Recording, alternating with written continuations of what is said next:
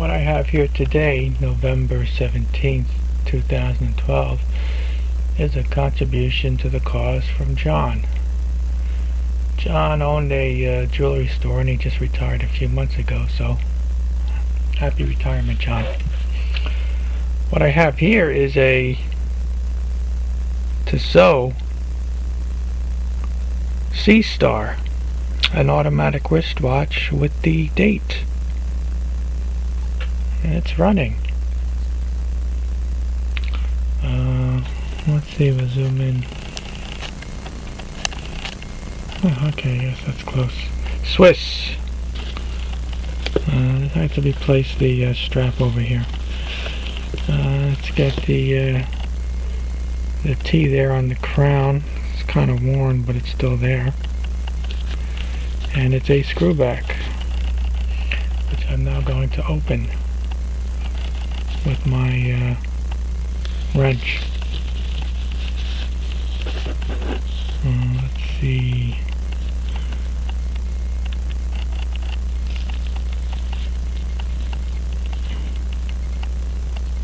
Yeah, there you go.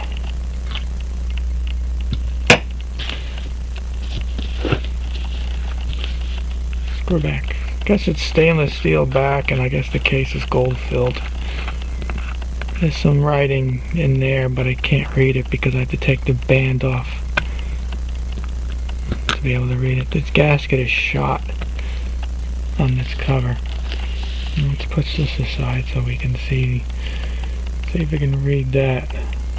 What's a good angle for viewing? I don't know. Yeah, pain in the neck. Oh, this is what I have to do. I always forget.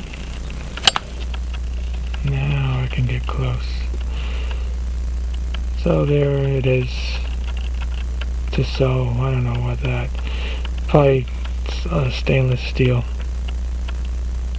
Yeah, it's a. I can't remember the term, but the dial says Tissot, the cassette case says Tissot, and the movement says Tissot. So there's a term they use, but it just escapes me right now. And here is the good stuff, as I like to say. The movement. Let's see if we can get the yeah, there's, I don't know if you can read that. Tissot, and I don't know what that says. Serial number, Swiss, unadjusted there, just above the rotor. And if we rotate it around the other way, let's move that. Let's see there, 17 joules. Let's see, what is a movement number? Come on. I don't know if you can see that there by the bounce. 786-2. So there's two problems with this watch. First one, the coils on the hairspring like to stick together. You know, I thought I demagnetized it, but and then I know I separated them, but they still want to stick together. So there must be some fluid on there that, or something. Oh, and I have another question. Maybe someone can answer this for me. Let me zoom out. I never took this apart yet, all the way. But the hairspring stud, how do you get that out? Because it's like, I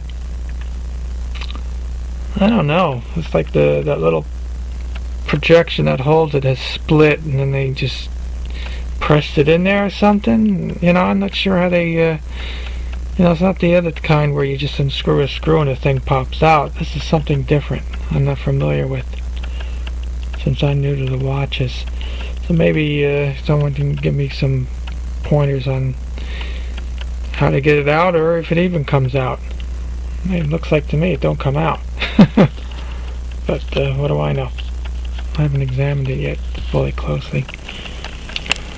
Let's see, the other problem with this watch, and well, anyway, yeah, auto wind. There's the rotor. Yeah, you want to get that rotor off. You just have to slide that steel piece to the center, and then it'll lock the rotor. I never tried it yet, but that's what it looks like.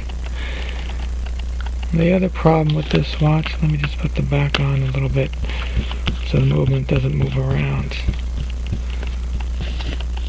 Yeah, but it's doing it now. The hour and minute hand have a tendency to stop. Of course, now they're moving because I started out this at 10 of, and now it's made it this far. But when you pull out the crown to set the date, you can feel like absolutely no resistance when you move the hands. And like I say, sometimes they just stop moving, but the second hand goes, and I know that's the Canon pinion. And one of these days I'm going to fix that. But when I get to it. So anyway, that's the Tissot, or as we in America like to say, Tissot Seastar watch.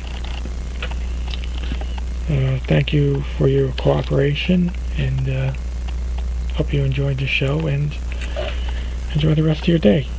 I'm going to stop this at 20.